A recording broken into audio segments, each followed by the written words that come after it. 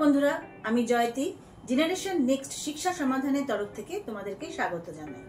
নিশ্চয়ই তোমরা থাম্বনেল দেখে বুঝতে পারছো আজকে আমি কি টপিক বা কিসের উপরে একটা ভিডিও দিতে চলেছি। হ্যাঁ, ঠিকই ধরেছো, আজকে হলদিয়ার আই কেয়ার মেডিকেল কলেজ সম্পর্কে তোমাদেরকে সম্পূর্ণ রিভিউটা দেব। তো এই কলেজ সম্পর্কিত সমস্ত কিছু তথ্য, অ্যাডমিশন প্রসিডিওর, কলেজের ফিস কি আছে, সমস্ত কিছু তথ্য তোমরা এই ভিডিওটি থেকে পেয়ে যাবে। চলো ভিডিওটি এবার শুরু করে নি। প্রথমে আসি, আই কেয়ার মেডিকেল কলেজটি কোথায় অবস্থিত এবং কত সালে স্থাপিত হয়েছে। এই কলেজটি আমাদের পশ্চিমবঙ্গের পূর্ব মেদিনীপুর জেলার হলদিয়াতে 2011 সালে স্টাবলিশড হয়েছে। আচ্ছা, এই কলেজটিতে এমবিবিএস এর সিট রয়েছে 150টি। এখানে এমবিবিএস ছাড়াও বিএসসি নার্সিং, জিএনএম নার্সিং, তাছাড়া নানা রকম আরো কিছু টেকনিক্যাল তোমাদেরকে কোর্স এখানে করানো হয়। এবার বলি কলেজের অ্যাডমিশন প্রসিডিউর, যেখানে তোমাকে মেডিকেলে অ্যাডমিশনের জন্য নিটের পরীক্ষা দেওয়াটা বাধ্যতামূলক। নিট পরীক্ষা ছাড়া কিন্তু কেউ এখানে অ্যাডমিশন নিতে পারবে না। আচ্ছা, ডাব্লিউবিজে যারা ধরো জিএনএম নার্সিং এ অ্যাডমিশন নেবে তাদের কিন্তু ডাব্লিউবিজে দিতে হবে, বা যারা ধরো বিএসসি নার্সিং এর ক্ষেত্রে জেন পাস পরীক্ষা কিন্তু দিতে হবে। তাহলে আজকে তোমাদের আলোচ্য বিষয় এবার এমবিবিএস এর সম্পর্কে আই কেয়ার মেডিকেল কলেজের ফিস কত আছে।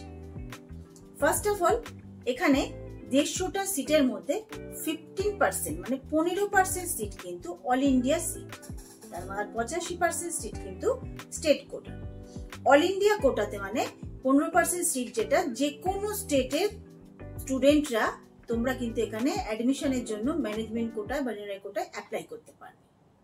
আর যারা ওয়েস্ট বেঙ্গলের অধিবাসী আছো তারা কিন্তু স্টেট কোটায় অ্যাপ্লাই করতে পারবে তাদের কাটা অনুযায়ী।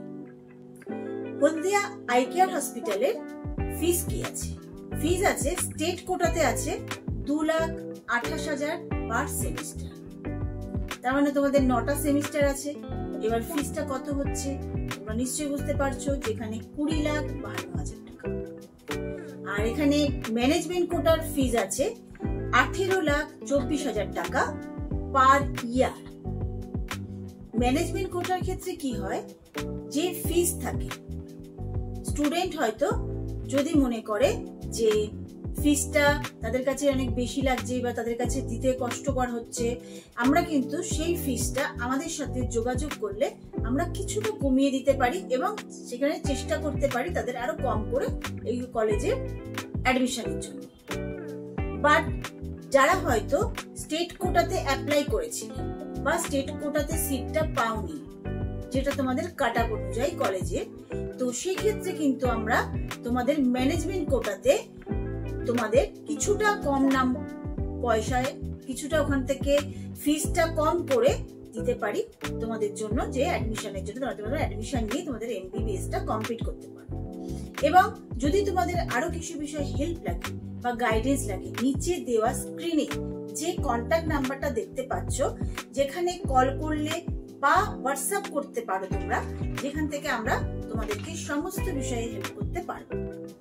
তো কলেজের কাট আপ কত যেতে পারে, আগে যেসব প্রাইভেট কলেজ আছে তাদের কাট আপ কত যেতে পারে, এবং কাট আপ সম্পর্কে যদি ভিডিওটা তোমরা চাও, আমরা কিন্তু এই পরের ভিডিওতে তোমরা এবছর নিটের কাট আপ কি যেতে পারে তোমরা সেই ভিডিওটি পেয়ে যাবে। আমরা আগের 2-3 বছরের কাট আপের রিসার্চ অনুযায়ী যে কাট আপ এক্সপেক্টেড 100% না হলেও 90 থেকে 95% আমরা আশা করি এটা ম্যাচ করবে।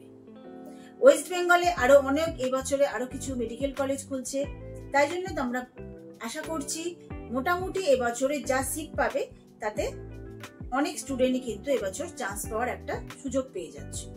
তা তোমরা অবশ্যই যারা এই চ্যানেলে নতুন আছো তারা চ্যানেলটিকে সাবস্ক্রাইব করে দিও, এবং যে কোনো কমেন্ট বক্স, আমাদের কমেন্ট বক্সে গিয়ে অবশ্যই কমেন্ট করে, তাহলে ভিডিওটি বানানোর আমাদের একটা মোটিভেশন থাকে যে আমাদের 1 জন হোক আর 100 জন হোক কমেন্ট করেছে।